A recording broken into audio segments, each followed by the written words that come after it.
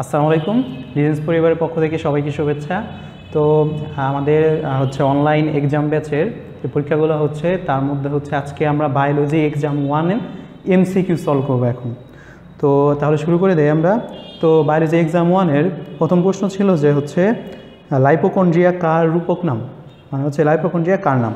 তো আচ্ছা, লাইপোকন্ড্রিয়া হচ্ছে গোলগি বডির আরেক নাম। তো গোলগি বডির হচ্ছে কয়েকটা নাম আছে। তো এই গোলগি বডির নামগুলো হচ্ছে ডিকটায়োজোম,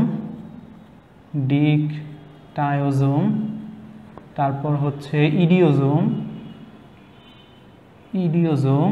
এবং হচ্ছে লাইপোকন্ড্রিয়া বা লিপোকন্ড্রিয়া। এই তিনটাই হচ্ছে গোলগি বডির অপর নাম। ঠিক আছে, এই তিনটাই হচ্ছে গোলগি বডির অপর নাম। তাহলে প্রশ্নে ছিল হচ্ছে যে এই লিপোকন্ড্রিয়া বা লাইপোকন্ড্রিয়া কোনটির রূপক নাম? তাহলে উত্তর হচ্ছে গ, গোলগি বডি। ঠিক আছে, তাহলে এটা হচ্ছে 1 নম্বর প্রশ্ন ছিল। এরপর আমরা হচ্ছে 2 নম্বর প্রশ্নে চলে যাই। তো 2 নম্বর প্রশ্ন ছিল যে 2 নম্বর প্রশ্নে বলা আছে যে হচ্ছে কোনটি ঝিল্লিবিহীন অঙ্গাণু। ঠিক আছে, আচ্ছা, তো প্রথমে আমরা ঝিল্লিবিহীন কী অঙ্গাণু আছে এটা একটু দেখে নিই। তো ঝিল্লিবিহীন অঙ্গাণু মনে রাখার জন্য একটা ছন্দ দিয়ে আমরা মনে রাখবো। ছন্দটা হচ্ছে রাসেল মামাই। আচ্ছা, এই রা দিয়ে হচ্ছে রাইবোজোম, এগুলা হচ্ছে ঝিল্লিবিহীন অঙ্গাণু। রাইবোজোম সেল দিয়ে হচ্ছে সেন্ট্রিওল বা সেন্ট্রোজোম, যাই বলো না কেন, সেন্ট্রিওল বা সেন্ট্রিজোম। এই যে মামার মা দিয়ে হচ্ছে মাইক্রোফিলামেন্ট, এরপর এই মা দিয়ে হচ্ছে মাইক্রোটিউবিউল এবং এই ই দিয়ে হচ্ছে ইন্টারমিডিয়েট ফিলামেন্ট।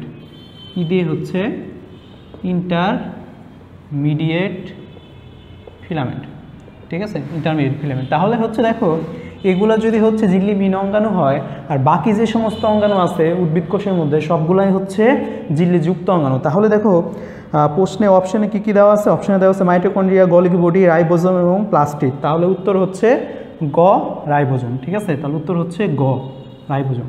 ওকে, তাহলে আমরা 3 নম্বর প্রশ্নে চলে যাই।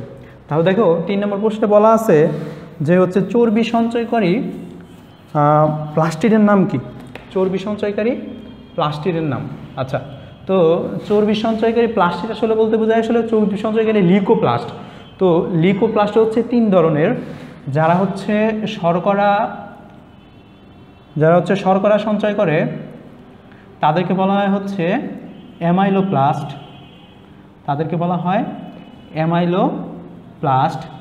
যারা হচ্ছে প্রোটিন সঞ্চয় করে তাদেরকে বলা হয় হচ্ছে অ্যালিউরোপ্লাস্ট।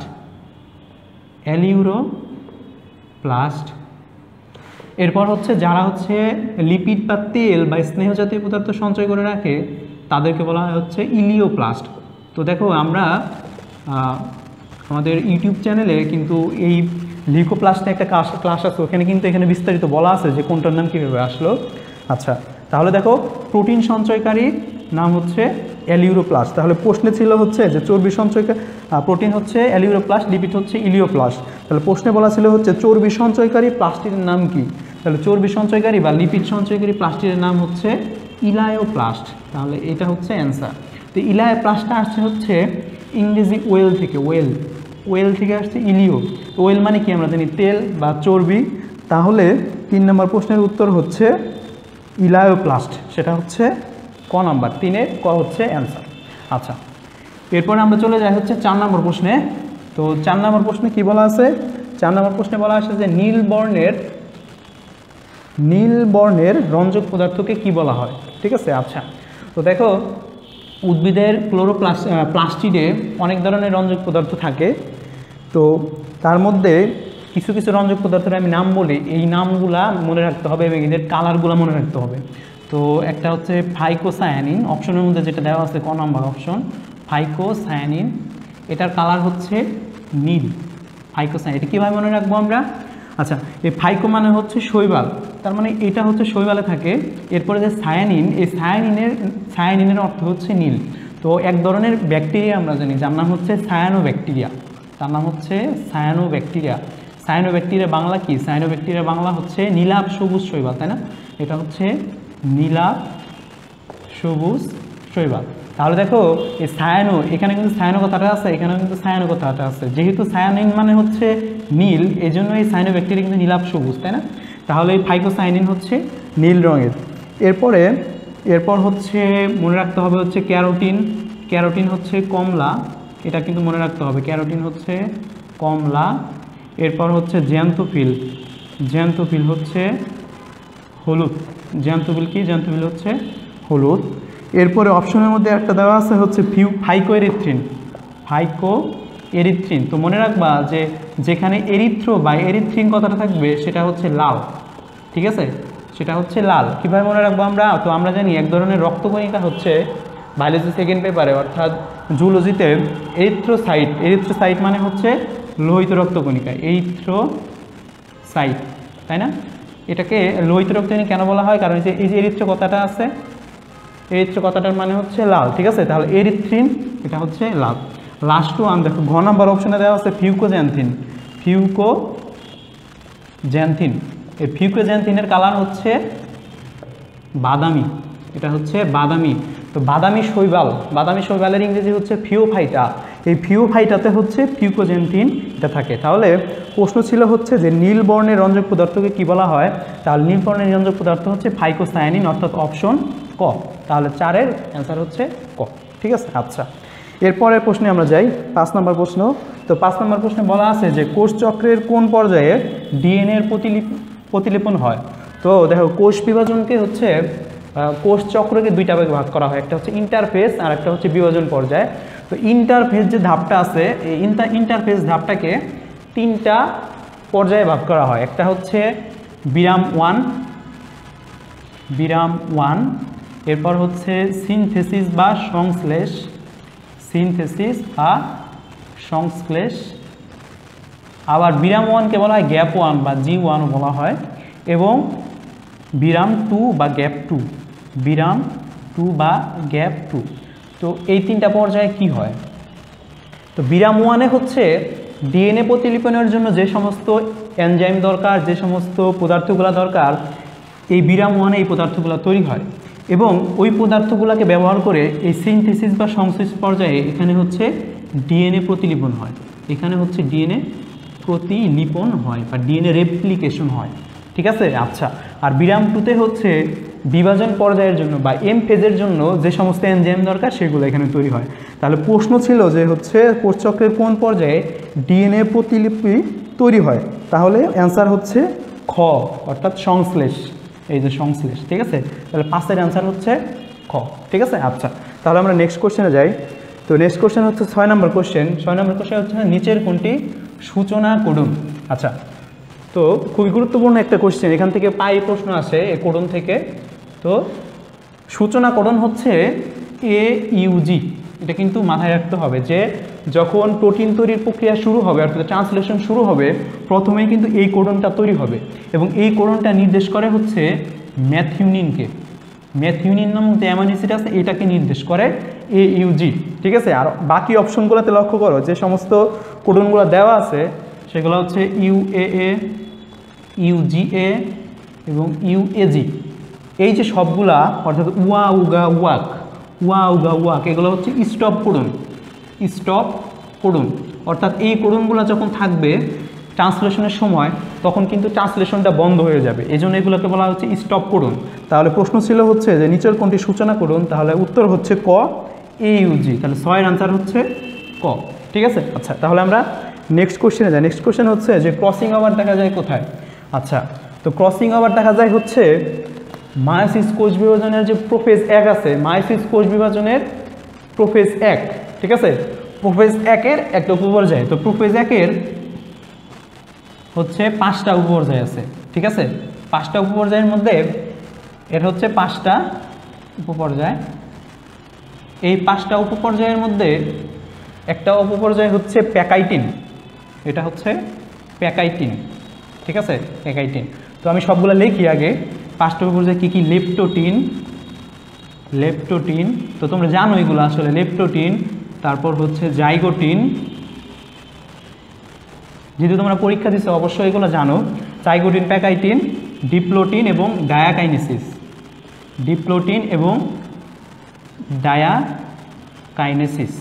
ওকে, এই যে 5টা ধাপ, এই 5টা ধাপ কিন্তু খুবই গুরুত্বপূর্ণ পরীক্ষার জন্য, এবং তোমাদের এইচএসসি পরীক্ষায় কিন্তু এখান থেকে খুবই ফ্রিকুয়েন্টলি এখান থেকে কোশ্চেন আসছে, ঠিক আছে।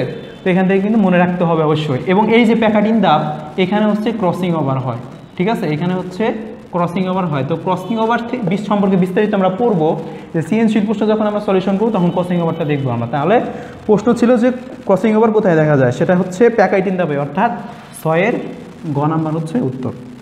আচ্ছা, সরি 7-এর গ হচ্ছে উত্তর। আচ্ছা, এরপর হচ্ছে কোনো বিভাজনের পূর্ব শর্ত কি, অর্থাৎ যে কোনো কোষ বিভাজনের পূর্ব শর্ত কি। তো অলরেডি আমরা 5 নম্বর প্রশ্নে কিন্তু পড়ে আসছি যে হচ্ছে কোষচক্রের কোন পর্যায়ে ডিএনএ প্রতিলিপন তৈরি হয়। এই যে ডিএনএ যে প্রতিলিপন হওয়া, এইটাই হচ্ছে কোষ বিভাজনের পূর্ব শর্ত, অর্থাৎ কোষ বিভাজন হতে হলে অবশ্যই ডিএনএ প্রতিলিপন হওয়া লাগবে, ঠিক আছে। তাহলে ডিএনএ প্রতিলিপন হওয়াটাই হচ্ছে কোষ বিভাজনের পূর্ব শর্ত। এবং এই ডিএনএ প্রতিলিপন কখন হয়, সেটা হয় হচ্ছে ইন্টারফেজের সংশ্লেষ পর্যায়ে, এটা কিন্তু মাথায় রাখতে হবে। তাহলে 8 নম্বর কোশ্চেনের উত্তর হচ্ছে 8 নম্বর কোশ্চেনের উত্তর হচ্ছে ঘ, অর্থাৎ ডিএনএ প্রতিলিপি তৈরি করা। ওকে, তাহলে আমরা নেক্সট কোশ্চেনে যাচ্ছি। নেক্সট কোশ্চেন হচ্ছে 9 নম্বর কোশ্চেন। 9 নম্বর কোশ্চেনটা হচ্ছে যে নিচের কোনটি অবিজারক চিনির উদাহরণ। 9 নম্বর কোশ্চেনে নিচের কোনটি অবিজারক চিনির উদাহরণ। তো বিজারণ ক্ষমতার উপর ভিত্তি করে এই চিনিকে বা শর্করাকে 2 ভাগে ভাগ করা যায়, একটা হচ্ছে বিজারক আর হচ্ছে অবিজারক, ঠিক আছে। আচ্ছা, তো যারা হচ্ছে বিজারক তারা কারা, তারা হচ্ছে যে সমস্ত মনোস্যাকারাইড আছে, সমস্ত মনোস্যাকারাইড, তুমি সেটা গ্লুকোজ বলো, ফ্রুক্টোজ বলো, যাই বলো না কেন, সবগুলাই হচ্ছে, সব মনোস্যাকারাইড হচ্ছে বিজারক। এবং সমস্ত ডাইস্যাকারাইড কিন্তু এখানে একটা ব্যতিক্রম আছে, ব্যতিক্রমটা হচ্ছে যে শুধুমাত্র সুক্রোজ।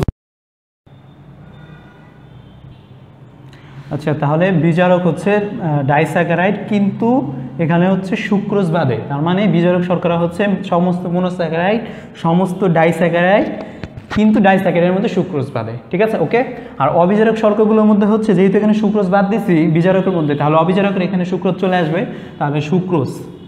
তাহলে অবিজারক হচ্ছে প্রথমেই হচ্ছে সুক্রোজ এবং সমস্ত পলিস্যাকারাইড, তাহলে সমস্ত পলিস্যাকারাইড, ঠিক আছে। তাহলে এভাবে কিন্তু সহজে মনে রাখবেন পলিস্যাকারাইড।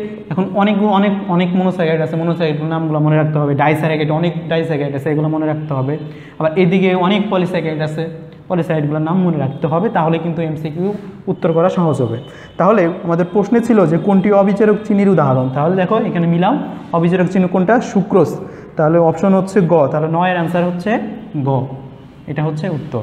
আচ্ছা, তাহলে আমরা নেক্সট কোশ্চেনে যাচ্ছি। নেক্সট কোশ্চেন হচ্ছে একটা উদ্দীপক দেওয়া আছে। উদ্দীপকটা দেওয়া আছে এইভাবে যে 10 নম্বর প্রশ্ন, উদ্দীপক দেওয়া আছে যে ডিএনএ থেকে তৈরি হচ্ছে এমআরএনএ, এবং এমআরএনএ থেকে তৈরি হচ্ছে প্রোটিন।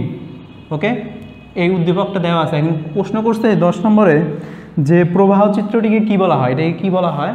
তো এইটাকে হচ্ছে বলা হয় হচ্ছে সেন্ট্রাল ডগমা, অর্থাৎ ডিএনএ থেকে প্রোটিন তৈরি হওয়া পর্যন্ত এই যে প্রসেসটা, এই যে সম্পূর্ণ প্রক্রিয়াটাকে বলা হয় সেন্ট্রাল ডগমা বা কেন্দ্রীয় প্রত্যয়, ঠিক আছে। তো ডিএনএ থেকে এমআরএনএ তৈরির প্রক্রিয়াকে বলা হয় হচ্ছে ট্রান্সক্রিপশন, এবং এমআরএনএ থেকে প্রোটিন তৈরির প্রক্রিয়াকে বলা হয় ট্রান্সলেশন। আবার এখানে যদি আমি আরেকটু অ্যাড করি যে ডিএনএটা কোত্থেকে তৈরি হয়, ডিএনএ তৈরি হয় হচ্ছে অপর একটা পুরাতন একটা ডিএনএ থেকে, তাই না। এই যে ডিএনএ থেকে ডিএনএ তৈরির প্রক্রিয়া, এটাকে বলা হচ্ছে রেপ্লিকেশন। এটুকু আমি অ্যাড করে দিলাম। তো এই যে সমস্ত প্রক্রিয়া, রেপ্লিকেশন, ট্রান্সক্রিপশন, ট্রান্সলেশন, এই সমস্ত প্রক্রিয়াকে একত্রে বলা হচ্ছে সেন্ট্রাল ডগমা বা কেন্দ্রীয় প্রত্যয়। তাহলে প্রবাহ চিত্রটি কী বলা হয়, সেন্ট্রাল ডগমা। উত্তর হচ্ছে গ, 10-এর গ। ওকে, তাহলে নেক্সট কোশ্চেন কিন্তু এই উদ্দীপক থেকেই 11 নম্বর। তো প্রশ্নটা হচ্ছে যে সর্বশেষ প্রোটিন তৈরি হওয়ার জন্য কি প্রয়োজন। এই যে সর্বশেষ প্রোটিনটা তৈরি হয়, mRNA থেকে প্রোটিনটা তৈরি হলো, এটা তৈরি হওয়ার জন্য কি প্রয়োজন? আচ্ছা, একটু লক্ষ্য করি আমরা যে এইটুক প্রক্রিয়ার জন্য কিভাবে হয়। ধরলাম এটা হচ্ছে কোষের নিউক্লিয়াস, তো নিউক্লিয়াসের মধ্যে প্রথমে কিন্তু mRNA তৈরি হয় ডিএনএ থেকে, তাহলে এই mRNAটা তৈরি হলো, এই mRNAটা তৈরি হলো। mRNAটা তখন নিউক্লিয়াস থেকে বের হয়ে সাইটোপ্লাজমে চলে এসে সাইটোপ্লাজমে অবস্থিত যে রাইবোজোম 60S রাইবোজোম এবং 40S রাইবোজোম, এই দুইটা রাইবোজোম এসে মিলিত হয়ে একটা মঞ্চ তৈরি করে, ঠিক আছে। এখন আমরা জানি এই যে রাইবোজোম কোন ধরনের আরএনএ দিয়ে গঠিত? এই রাইবোজোম হচ্ছে rRNA দিয়ে গঠিত, rRNA দিয়ে গঠিত, তাই না? তাহলে এখানে rRNA লাগতেছে এবং এই দুইটা রাইবোজোমের মাঝখানে এসে যুক্ত হয় হচ্ছে এই mRNA, ঠিক আছে। তাহলে এভাবে কিন্তু mRNA-র এই কোড থেকে আরএনএ নকল করে, অর্থাৎ আরএনএ এখানে mRNA-র কোডগুলোকে দেখে হচ্ছে অ্যামিনো অ্যাসিড সংযুক্ত করার মাধ্যমে প্রোটিন তৈরি করবে, তাই তো? তাহলে লক্ষ্য করো, তাহলে এই যে প্রোটিন তৈরি হবে এখানে, তাহলে এখানে কি লাগতেছে? rRNA আর হচ্ছে mRNA, ঠিক আছে। তাহলে আমরা অপশনগুলো দেখি, বহুপদীর অপশনগুলো ছিল gRNA, rRNA আর হচ্ছে mRNA। তাহলে উত্তর হচ্ছে 2 ও 3, অর্থাৎ rRNA আর হচ্ছে mRNA, ঠিক আছে। তাহলে 11 হচ্ছে গ, এটা হচ্ছে উত্তর, ঠিক আছে। তাহলে আমরা নেক্সট কোশ্চেনে যাচ্ছি। নেক্সট কোশ্চেন হচ্ছে 12 নম্বর প্রশ্ন। 12 নম্বর প্রশ্নে বলছে যে দুটি বিটাডি গ্লুকোজ 1,4 লিঙ্কেজ দিয়ে যুক্ত হয়ে কোনটি তৈরি করে, ঠিক আছে। তাহলে এটা হচ্ছে 12 নম্বর প্রশ্ন, দুইটা বিটাডি গ্লুকোজ। আচ্ছা, তাহলে বিটাডি গ্লুকোজ কাকে বলে? তাহলে আমরা বিটাডি গ্লুকোজটা আঁকতেছি। এই যে কোনাগুলা হচ্ছে কার্বন, ঠিক আছে। এটা হচ্ছে 1 নম্বর কার্বন, এটা 2, এটা 3, এটা 4, এটা 5, এখানে হচ্ছে 6 নম্বর থাকবে। তো বিটাডি গ্লুকোজের ক্ষেত্রে 1 নং কার্বনের যে OH মূলকটা থাকে, এই OH মূলকটা হচ্ছে উপরে থাকে। তাহলে উপরে যদি OH থাকে, নিচে হচ্ছে H, ঠিক আছে। আর বাকিগুলা কিন্তু সমস্ত গ্লুকোজের জন্য সেম, দ্যাট ইজ নিচে হচ্ছে 2 নম্বরে OH, উপরে H, আর বাকিগুলোতে হচ্ছে অল্টারনেটিভ আকারে হবে, অর্থাৎ নিচে যদি এটাতে 2 নম্বরে যদি OH থাকে, 3 নম্বরে হচ্ছে উপরে OH, নিচে H, এবার অল্টারনেটিভভাবে তাহলে নিচে OH, উপরে H, এটার বেলায় হচ্ছে তাহলে নিচে হচ্ছে H, উপরে হচ্ছে C2H5OH, ঠিক আছে। এটা হচ্ছে 6 নম্বর কার্বন, ওকে। তাহলে এটা হচ্ছে বিটাডি গ্লুকোজ। তাহলে এই পাশে আমি আরেকটা বিটাডি গ্লুকোজ লিখব। তাহলে এই পাশে আরেকটা বিটাডি গ্লুকোজ, উপরে হচ্ছে OH, H, OH, H, এখানে হচ্ছে H, OH। তাহলে এখানে কি হবে? এখানে হবে হচ্ছে OH, H, H, C2H5OH। আচ্ছা, তাহলে 1 নম্বর কার্বন, 2 নম্বর কার্বন, 3 নম্বর কার্বন, 4 নম্বর কার্বন, 5 নম্বর, 6 নম্বর কার্বন। তাহলে একটা বিটাডি গ্লুকোজ আর একটা বিটাডি গ্লুকোজের সাথে কিভাবে যুক্ত থাকবে? একটা বিটাডি গ্লুকোজের 1 নম্বর কার্বন, অপর একটা বিটাডি গ্লুকোজের 4 নম্বর কার্বন যুক্ত হবে, এবং এরা যুক্ত হওয়ায় হচ্ছে দুইটা হাইড্রোক্সিন মূলক যেখানে আছে সেখানে যুক্ত হবে, ঠিক আছে। তাহলে এখানে হাইড্রোক্সিন মূলক, এখানে হাইড্রোক্সিন মূলক, এভাবে হচ্ছে এরা যুক্ত হবে, ঠিক আছে। এইভাবে যখন যুক্ত হবে তখন এখান থেকে এক অণু পানি চলে যাবে, ঠিক আছে। তাহলে OH ছিল, আরেকটা OH ছিল, এখানে দুইটা OH, সেখান থেকে পানি তৈরি হবে। তাহলে বাকি থাকবে কি? বাকি থাকবে হচ্ছে একটা অক্সিজেন, তাই না? একটা অক্সিজেন থাকবে। এই অক্সিজেন হচ্ছে এই যে এখানে হচ্ছে এরা হাত হিসেবে কাজ করবে অক্সিজেনটা, ওকে। তাহলে এইভাবে যুক্ত হয়ে যেটা তৈরি করে তার নাম হচ্ছে সেলোবায়োস, মনে থাকবে। দুইটা বিটাডি গ্লুকোজ যুক্ত হয়ে কি তৈরি করে? সেলোবায়োস। আর যদি দুইটা আলফাডি গ্লুকোজ বলতো তাহলে দুইটা আলফাডি গ্লুকোজ যুক্ত হয়ে তৈরি করে হচ্ছে মল্টোস, ঠিক আছে, ওকে। তাহলে উত্তর হচ্ছে দুইটা বিটাডি গ্লুকোজ 1,4 লিঙ্কেজ দ্বারা যুক্ত হয়ে কি তৈরি করে? উত্তর হচ্ছে খ, সেলোবায়োস, ঠিক আছে। আচ্ছা, আমরা নেক্সট কোশ্চেনে যাচ্ছি। তো নেক্সট কোশ্চেন হচ্ছে 13 নম্বর প্রশ্ন, নিচের কোনটি তন্তুময় প্রোটিন? আচ্ছা, তন্তুময় প্রোটিন। তো তন্তুময় প্রোটিন হচ্ছে যে সমস্ত প্রোটিনের তন্তুগুলো একসাথে যুক্ত হয়ে এরকম লম্বা একটা সুতার মতো তৈরি করবে, তারা হচ্ছে তন্তুময় প্রোটিন। তো তন্তুময় প্রোটিন কি কি আছে? তন্তুময় প্রোটিন হচ্ছে কোলাজেন, এরপর হচ্ছে কেরাটিন এবং ফাইব্রিন, ঠিক আছে। এই তিনটা হচ্ছে তন্তুময় প্রোটিন, ওকে, মনে থাকবে, এই তিনটা মনে রাখতে হবে। তো অপশনগুলো আমরা দেখি, নিচের কোনটি তন্তুময় প্রোটিন? তো এখানে অপশনে দেখো গ নাম্বার অপশনে আছে কোলাজেন, তাহলে এর উত্তর হচ্ছে গ অর্থাৎ কোলাজেন। ঠিক আছে, তাহলে আমরা নেক্সট কোশ্চেনে যাচ্ছি। তো 14 নম্বর কোশ্চেন হচ্ছে নিচের কোনটি অ্যারোমেটিক অ্যামাইনো অ্যাসিড? আচ্ছা, অ্যারোমেটিক অ্যামাইনো অ্যাসিড। তো অ্যারোমেটিক অ্যামাইনো অ্যাসিড হচ্ছে তোমাদের হাসান স্যারের বইয়ে দুইটা উদাহরণ দেওয়া আছে, একটা হচ্ছে ফিনাইল অ্যালানিন, আর একটা দেওয়া আছে হচ্ছে টাইরোসিন। ঠিক আছে, এই দুইটা হচ্ছে অ্যারোমেটিক অ্যামাইনো অ্যাসিড, অর্থাৎ এখানে হচ্ছে কি থাকবে, এখানে হচ্ছে কার্বন চক্র থাকবে। ঠিক আছে, আচ্ছা, তো ফিনাইল অ্যালানিন আর হচ্ছে টাইরোসিন। তাহলে অপশনে কি দেওয়া আছে? অপশনে হচ্ছে কিন্তু টাইরোসিন আছে, তাই না? তাহলে 14 হচ্ছে ক টাইরোসিন। ঠিক আছে, এখন এখানে লক্ষ্য রাখতে হবে যদি শুধু অ্যালানিন বলে, ফিনাইলটুকু যদি বাদ দেওয়া হয়, তাহলে এই অ্যালানিন কিন্তু শুধু অ্যালানিন কিন্তু হচ্ছে অ্যালিফেটিক অ্যামাইনো অ্যাসিড। ঠিক আছে, শুধু অ্যালানিন হচ্ছে অ্যালিফেটিক অ্যামাইনো অ্যাসিড। তাহলে এটা গেল 14 নম্বর প্রশ্ন। এরপর হচ্ছে 15 নম্বর প্রশ্ন। তো 15 নম্বর প্রশ্নে বলা আছে যে নিউট্রাল লিপিড কোনটি হচ্ছে নিউট্রাল লিপিড। তো নিউট্রাল লিপিড বলতে কি বোঝায়? তো নিউট্রাল লিপিড হচ্ছে যে সমস্ত লিপিডে শুধুমাত্র লিপিডের উপাদান ছাড়া আর কিছু থাকবে না, সেটা হচ্ছে নিউট্রাল লিপিড। তো লিপিডে আসলে কি কি থাকে? লিপিডে থাকে হচ্ছে গ্লিসারল অথবা যে কোনো অ্যালকোহল আর হচ্ছে ফ্যাটি অ্যাসিড থাকবে। এই দুইটা উপাদান দিয়ে হচ্ছে আমাদের লিপিড তৈরি হয়। ঠিক আছে, এই দুইটা উপাদান দিয়ে লিপিড তৈরি হবে। এই দুইটা উপাদান বাদে যদি অন্য কিছু থাকে সেটা কিন্তু নিউট্রাল লিপিড হবে না, সেটা হবে হচ্ছে যৌগিক লিপিড। ঠিক আছে, তার মানে এটার সাথে যদি ফসফেট যুক্ত থাকে তাহলে এটার নাম হয়ে যাবে ফসফোলিপিড। যদি এটার সাথে যদি কোনো শর্করা যুক্ত থাকে, কার্বোহাইড্রেট যুক্ত থাকে, তাহলে এটার নাম হয়ে যাবে হচ্ছে গ্লাইকোলিপিড। ঠিক আছে, তাহলে অপশনগুলো একটু আমরা দেখি যে নিউট্রাল লিপিড কোনটি। তাহলে খ নাম্বার অপশনে আছে হচ্ছে ট্রাইগ্লিসারাইড। ঠিক আছে, তো এখানে লক্ষ্য করো এই গ্লিসারল আর ফ্যাটি অ্যাসিড যখন যুক্ত হয়ে যা তৈরি করে, যে লিপিড তৈরি করে, তার নাম হচ্ছে ট্রাইগ্লিসারাইড। এটা কিন্তু মাথায় রাখতে হবে, ট্রাইগ্লিসারাইড। ঠিক আছে, ট্রাইগ্লিসারাইড হচ্ছে একটা নিউট্রাল লিপিড। ওকে, তাহলে উত্তর হচ্ছে খ 15 নম্বর। এরপরে আমরা 16 নম্বর প্রশ্নে যাই। 16 নম্বর প্রশ্নে বলা আছে যে বীজে অ্যারিল নামক তৃতীয় স্তর থাকে কোনটিতে? আচ্ছা, তাহলে অ্যারিল জিনিসটা কি, এটা আমাদের বুঝতে হবে। তো অ্যারিল হচ্ছে যখন ডিম্বক যখন বীজে পরিণত হয়, এই ডিম্বক যখন বীজে পরিণত হবে তখন ডিম্বক হচ্ছে একটা রসালো একটা বস্তু, তাই না? ডিম্বক কিন্তু যখন বীজ তৈরি হয়, বীজটা কিন্তু খুবই শক্ত একটা বস্তু। তো ডিম্বক যখন বীজে পরিণত হবে, এই বীজের চারপাশে নতুন একটা আবরণ তৈরি হয়।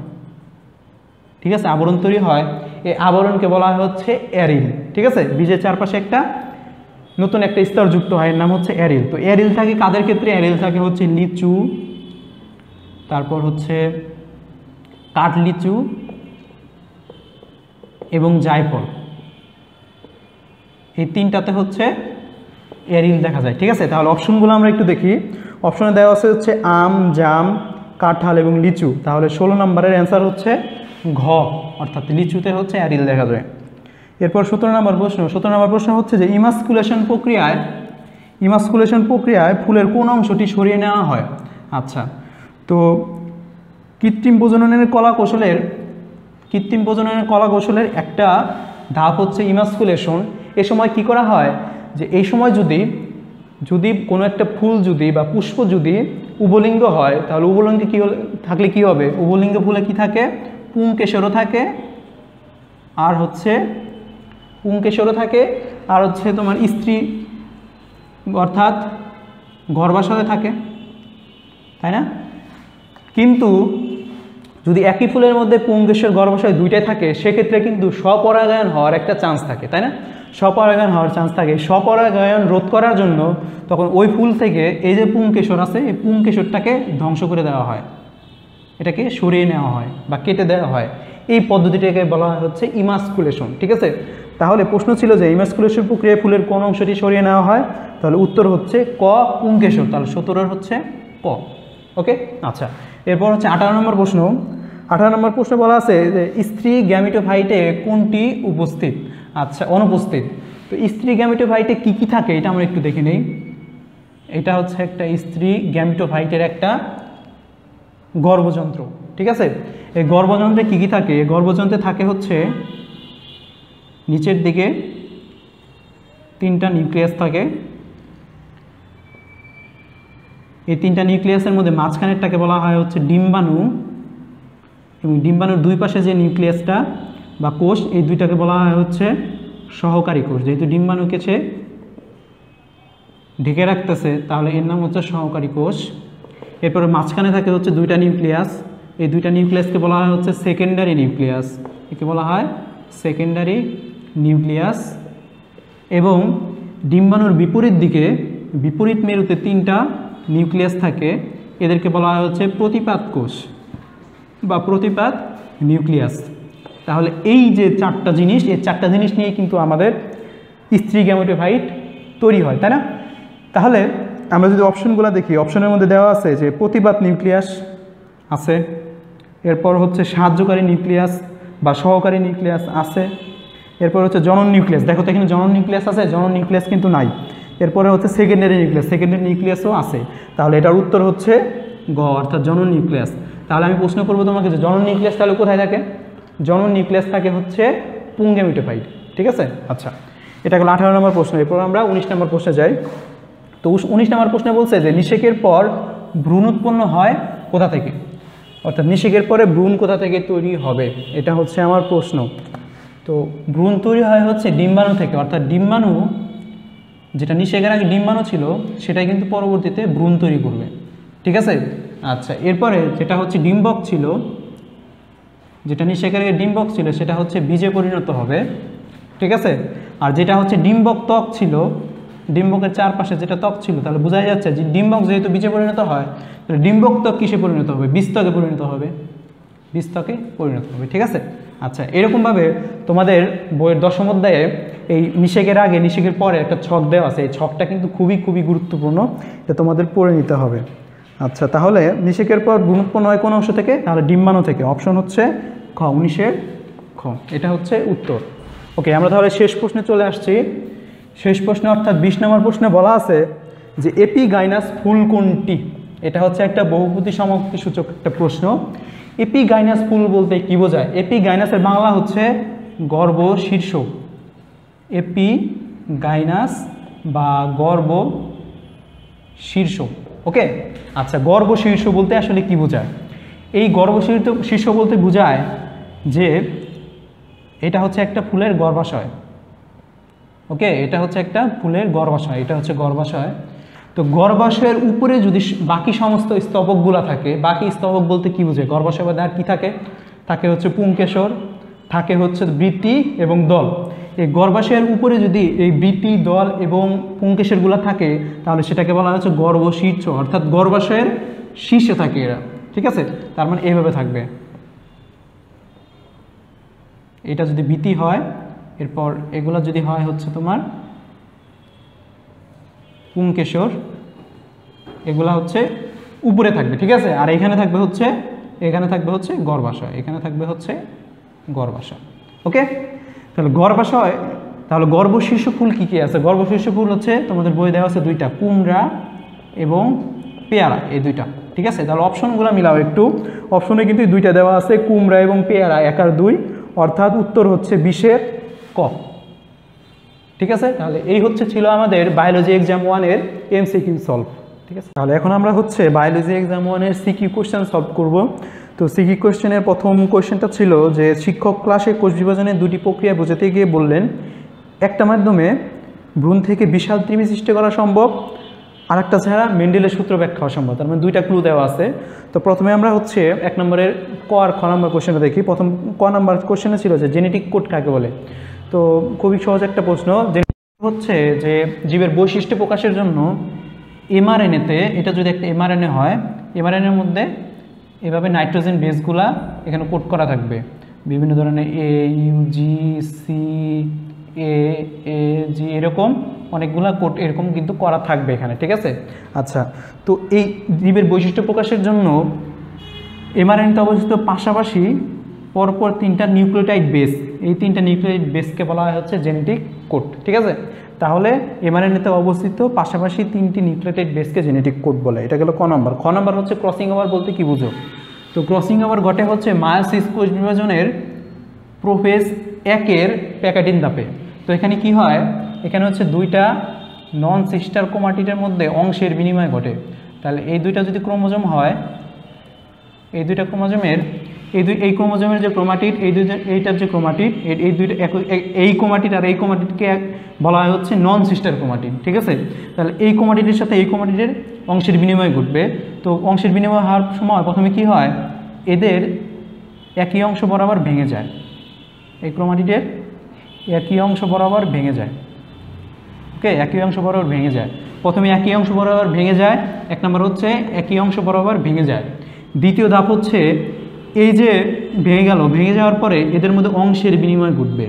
এদের মধ্যে অংশের বিনিময় ঘটবে। এদের মধ্যে অংশের বিনিময় ঘটবে, এটা হচ্ছে দ্বিতীয় ধাপ। তৃতীয় ধাপে হচ্ছে এই যে ক্রোমাটিডগুলো একেবারে থেকে দূরে সরে যাবে।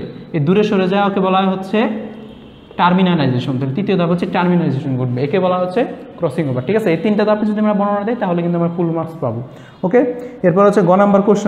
গ নাম্বার প্রশ্ন বলছে যে উদ্দীপকের প্রথম মাধ্যমটি চিত্রের মাধ্যমে প্রকাশ করো। তাহলে প্রথম মাধ্যমের ক্লু হচ্ছে যে ভ্রূণ থেকে বিশাল তিমি সম্ভব। তো ভ্রূণ থেকে বিশাল তিমি সম্ভব হচ্ছে কোন প্রক্রিয়ার মাধ্যমে? মাইটোসিস কোষ বিভাজন প্রক্রিয়ার মাধ্যমে।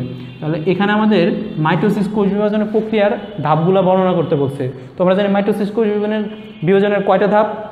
5টা ধাপ। প্রোফেজ, প্রোমেটাফেজ, প্রোমেটাফেজ,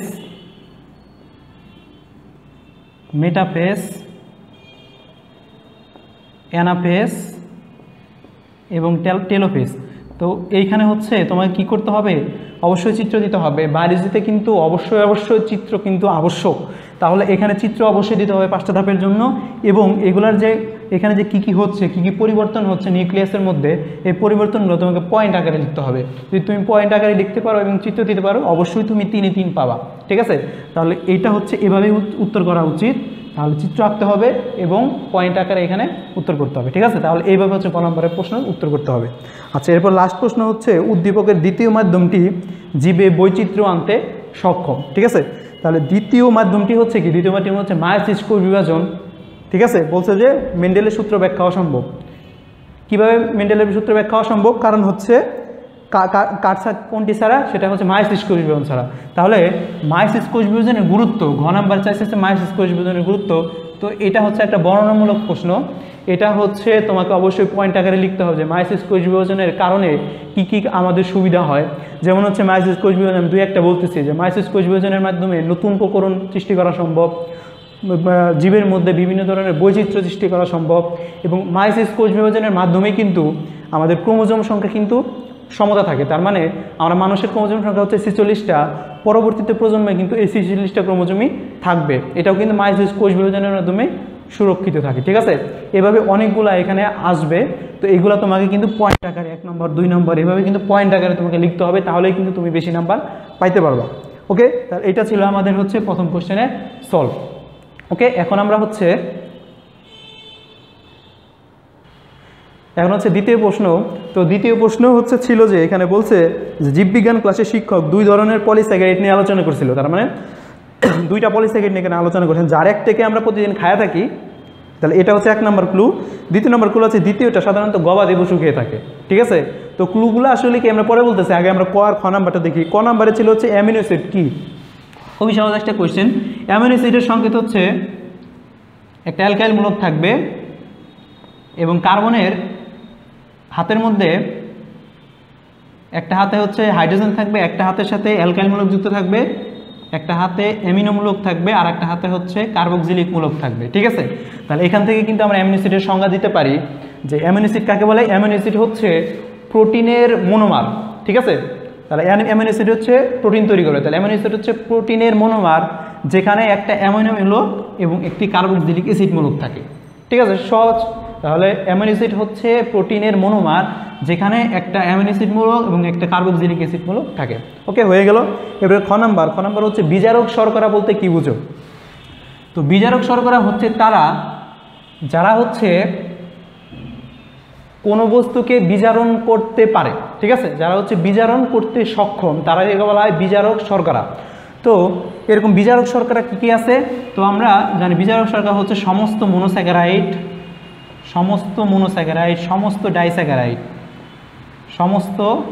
ডাইস্যাকারাইড, কিন্তু ডাইস্যাকারাইডের মধ্যে হচ্ছে সুক্রোজটা হচ্ছে বাদ যাবে, ঠিক আছে, ব্যতিক্রম হচ্ছে সুক্রোজ।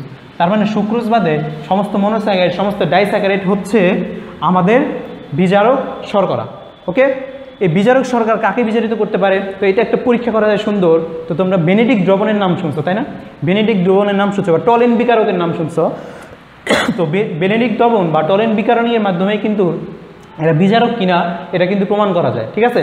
তাহলে এইভাবে কিন্তু আমরা বলবো যে বিজারক শর্করা হচ্ছে যারা কোনো একটা বস্তুকে বিজারণ করতে সক্ষম তারা হচ্ছে বিজারক শর্করা। উদাহরণ হচ্ছে মনোস্যাকারাইড এবং ডাইস্যাকারাইড, ব্যতিক্রম হচ্ছে সুক্রোজ। এবং তুমি বলতে পারো যে এখানে বেনেডিক্ট দ্রবণ বা টলেন বিকারক যদি এটার মধ্যে যোগ করা হয় তাহলে টলেন বিকারক বা বেনেডিক্ট বিকারক কিন্তু এখানে বিজারিত হয়ে যাবে, এই জন্য এদেরকে বলা হচ্ছে বিজারক শর্করা। এবার গ নম্বর কোশ্চেন হচ্ছে আমাদের প্রধান খাদ্য উপাদানটির গঠন বর্ণনা করে। তাহলে ক্লু ছিল যে একটা উপাদান আমরা প্রতিদিন খাই। আমরা প্রতিদিন কি খাই? আমরা খাই প্রতিদিন হচ্ছে ভাত। তো ভাত হচ্ছে কোন ধরনের শর্করা বা কোন ধরনের পরের চাই? এটা হচ্ছে স্টার্চ। তো এখানে চাইতে হচ্ছে স্টার্চের গঠন। তো স্টার্চের গঠনটা খুবই সহজ, এটা খুবই সহজ একটা প্রশ্ন। তো স্টার্চ হচ্ছে আলফা ডি গ্লুকোজের পলিমার, কারণ অনেকগুলো আলফা ডি গ্লুকোজ একত্রে যুক্ত হবে, যুক্ত হয়ে তৈরি করবে হচ্ছে স্টার্চ। তো আমরা আলফা ডি গ্লুকোজের পলিমারটা আমরা লিখব, এই যে আলফা ডি গ্লুকোজ।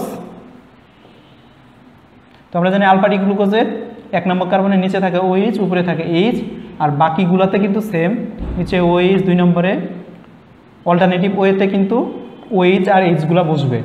তাহলে এইভাবে OH উপরে, নিচে H, OH, H, H, C2H5, OH। তাহলে এই একটা আমরা আলফা ডি গ্লুকোজ লিখলাম, পাশে আমরা আরও 2টা আলফা ডি গ্লুকোজ আঁকবো।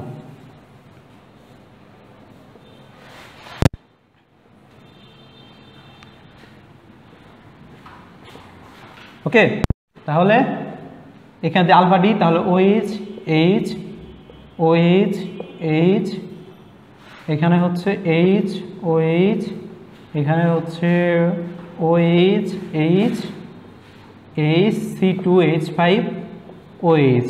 একইভাবে এইটাও তাই হবে, সবগুলাই কিন্তু একই আমরা প্রথমে লিখব। লেখার পরে আমি দেখাবো যে এই যে আলফা ডি গ্লুকোজগুলা কিভাবে যুক্ত থাকে।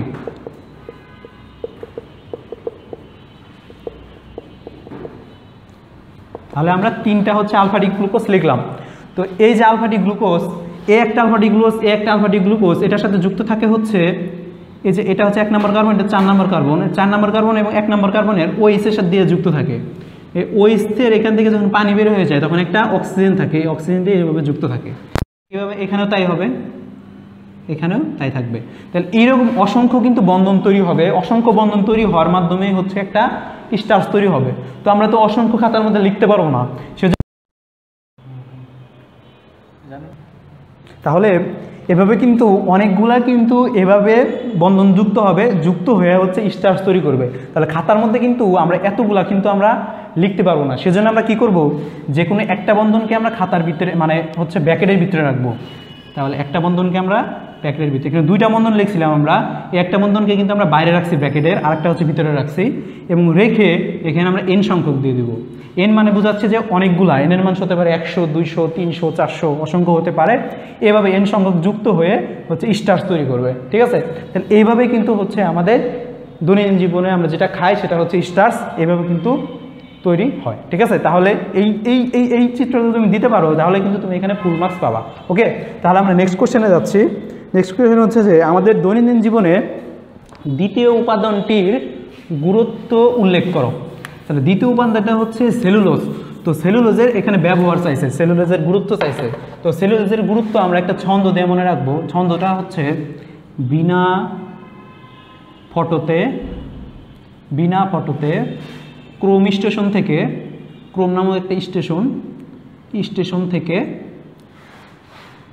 স্টেশন থেকে কাগজ ও বস্ত্র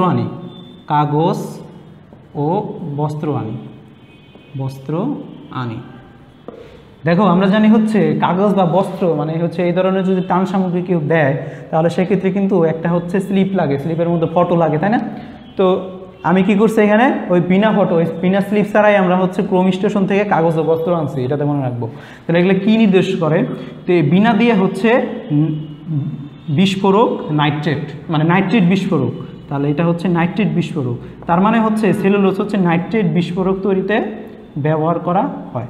ওকে, এরপরে হচ্ছে ফটো, ফটো দিয়ে হচ্ছে ফটোগ্রাফিক ফিল্মে, এই সেলুলোজ হচ্ছে ফটোগ্রাফিক ফিল্মে ব্যবহার করা হয়। তাহলে দুইটা পয়েন্ট আমরা পাওয়া গেলাম।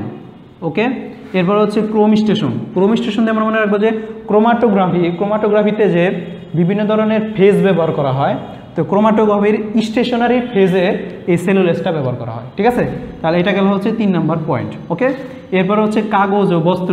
তো আমরা জানি সেলুলোজ কী হয়, সেলুলোজ হচ্ছে উদ্ভিদ থেকে আমরা পাই, এই উদ্ভিদের ওই অংশ থেকে আমরা কি করি, কাগজ এবং বস্ত্র তৈরি করি। তার মানে কাগজ ও বস্ত্র তৈরি করতে সেলুলোজটা ব্যবহার করা হয়। ঠিক আছে, এরপর হচ্ছে আ দিয়ে হচ্ছে আসবাবপত্র,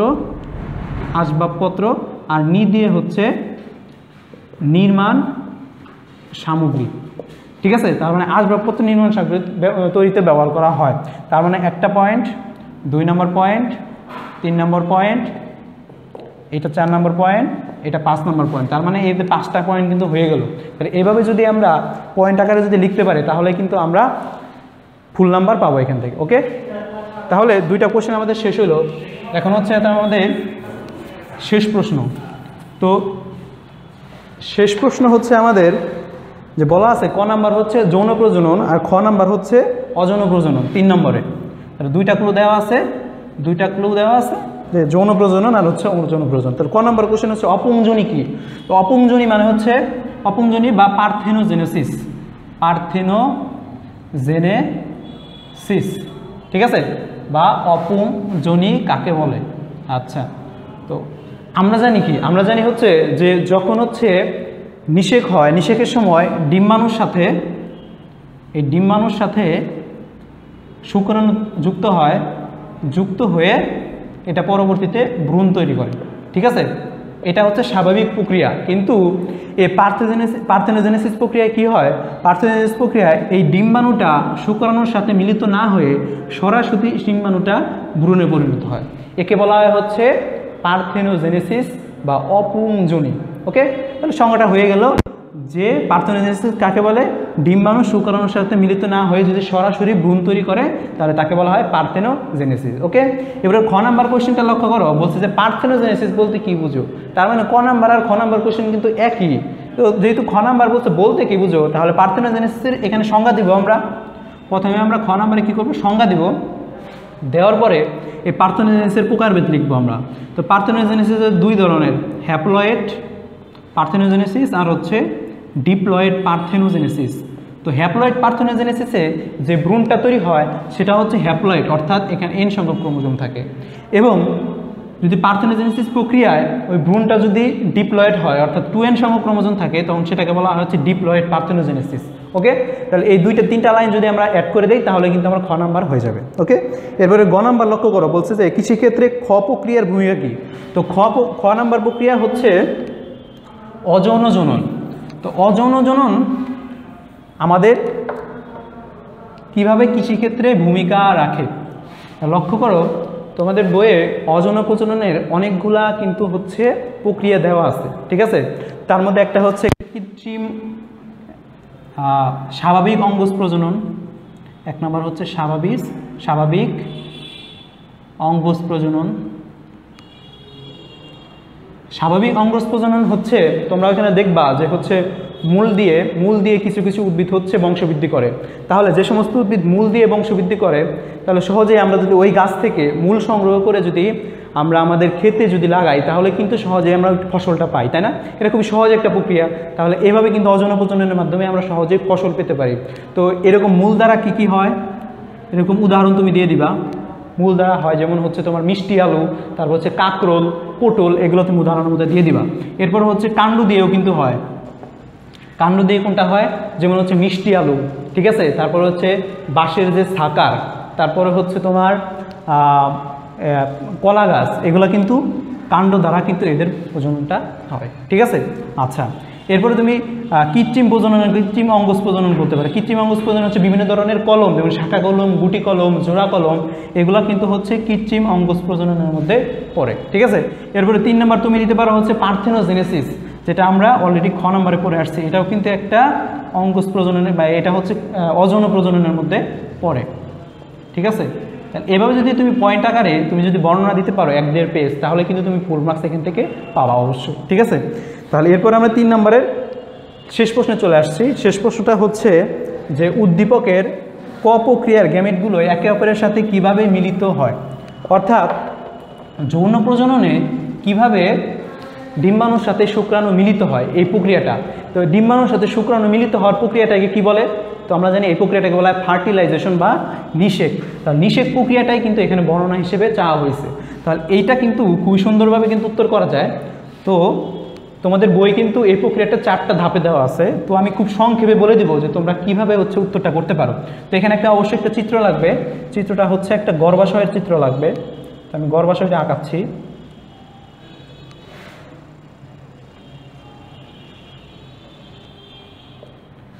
এটা হচ্ছে একটা গর্ভাশয়। তো গর্ভাশয়ের মধ্যে কি থাকে? গর্ভাশয়ের মধ্যে যে ডিম্বক থাকে, এটা হচ্ছে একটা ডিম্বক। তো ডিম্বকের মধ্যে যে গর্ভযন্ত্রটা থাকে, এখানে কি থাকে? এখানে হচ্ছে ডিম্বাণু থাকে। এটা হচ্ছে ডিম্বাণু, দুই পাশে থাকে হচ্ছে সহকারী কোষ, মাঝখানে থাকে হচ্ছে সেকেন্ডারি নিউক্লিয়াস, এবং ডিম্বাণু যে পাশে থাকে তার বিপরীত পাশে থাকে 3টা প্রতিপাদ কোষ। ওকে, আচ্ছা, তো হয়ে গেল আমাদের। ওকে, এই হচ্ছে আমাদের একটা গর্ভাশয়। ওকে, এখন পরাগায়নের মাধ্যমে এই গর্ভাশয়ের গর্ভমুণ্ডে পরাগরেণু এসে এখানে পতিত হবে। ঠিক আছে, এখন পরাগরেণু কিভাবে আসে? এখানে এসে পতিত হইল, তার মানে এখানে এসে পরাগরেণু পতিত হইল। তো পরাগরেণুর মধ্যে কি থাকে? পরাগরেণুর মধ্যে থাকে হচ্ছে একটা নালিকা নিউক্লিয়াস আর হচ্ছে একটা জনন নিউক্লিয়াস। তো নালিকা নিউক্লিয়াসটা এই যে গর্ভাশয়ের প্রাচীর ভেদ করে চলে আসবে, এই যে এখানে চলে আসবে। এটা চলে আসবে হচ্ছে ডিম্বকরন্ধ্র দিয়ে চলে আসবে গর্ভযন্ত্রে, এখানে চলে আসবে। এবং এটা যখন যাত্রা করবে তখন হচ্ছে জনন নিউক্লিয়াসটা বিভাজিত হয়ে 2টা শুক্রাণু তৈরি করবে। ঠিক আছে, 2টা শুক্রাণু তৈরি হইল। এই 2টা শুক্রাণু, একটা শুক্রাণু মিলিত হবে হচ্ছে ডিম্বাণুর সাথে, আর একটা শুক্রাণু মিলিত হবে এই সেকেন্ডারি নিউক্লিয়াসের সাথে। ওকে, তাহলে এইভাবেই হচ্ছে আমাদের ডিম্বাণুর সাথে পুংগ্যামেটটার মিলন হবে। তাহলে এটা আমরা কীভাবে বর্ণনা দিতে পারি? প্রথমে হচ্ছে 1 নম্বর পয়েন্ট আমরা লিখতে পারবো যে হচ্ছে পরাগায়নের মাধ্যমে পুংরেণুর গর্ভমুণ্ডে পতন। এটা হচ্ছে 1 নম্বর পয়েন্ট। তার মানে হচ্ছে পরাগরেণুটা গর্ভমুণ্ডে হচ্ছে এখানে পতিত হইল। সেকেন্ড হচ্ছে এই পরাগ নালিকার গর্ভাশয়মুখী যাত্রা। এটা হচ্ছে যে যাত্রা করতেছে, কিভাবে যাত্রা করে? এই পরাগ নালিকাটা বিভিন্ন ধরনের এনজাইম ক্ষরণের মাধ্যমে এই যে ডিম্বাশয়ের ত্বক এটাকে বিগলিত করে সামনের দিকে অগ্রসর হয়।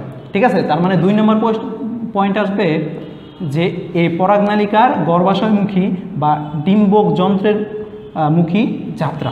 এটা হচ্ছে 2 নম্বর পয়েন্ট। 3 নম্বর পয়েন্ট হচ্ছে এই যে জনন নিউক্লিয়াস, এই জনন নিউক্লিয়াস হচ্ছে 2 ভাগে বিভাজিত হবে, অর্থাৎ 2টা হচ্ছে শুক্রাণু তৈরি করবে। ঠিক আছে, এরপরে 4 নম্বর পয়েন্ট হবে যে একটা শুক্রাণু ডিম্বাণুর সাথে যুক্ত হবে, আর একটা হচ্ছে সেকেন্ডারি নিউক্লিয়াসের সাথে যুক্ত হবে। যুক্ত হওয়ার মাধ্যমে আমাদের নিষেকটা পরিপূর্ণ করবে। ঠিক আছে, এইভাবে কিন্তু যদি তুমি চিত্র দেওয়া তুমি যদি 4টা পয়েন্ট আকারে বর্ণনা দিতে পারো একটু, তাহলে কিন্তু এখান থেকে তুমি একদম ফুল মার্কস পাবা এখান থেকে। ঠিক আছে, তাহলে এই ছিল হচ্ছে আমাদের বায়োলজি এক্সাম 1 এর সিকিউ সলভ। আশা করি তোমরা বুঝতে পারতেছো। ধন্যবাদ সবাইকে।